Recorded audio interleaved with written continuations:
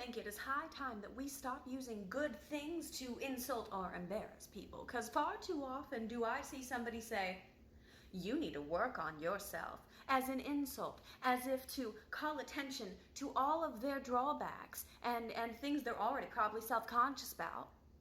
And that makes people immediately want to be like, no, working on myself is a bad thing. I am perfect the way I am. No, honey, you're not. You clearly got trauma. And we need to accept that working on yourself is a good thing.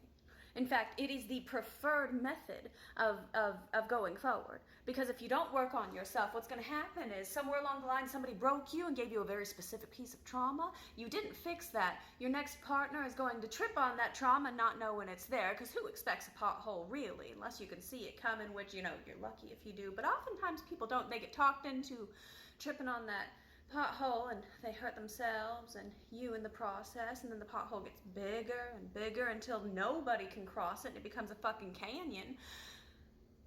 And if you'd just taken time to fill that first pothole before letting anybody drive on the road, well, you might have avoided a lot of heartbreak and pain for everybody involved, especially the ones who kept falling off the cliff. And you thought they were hurting you more, and their body was broken down at the bottom.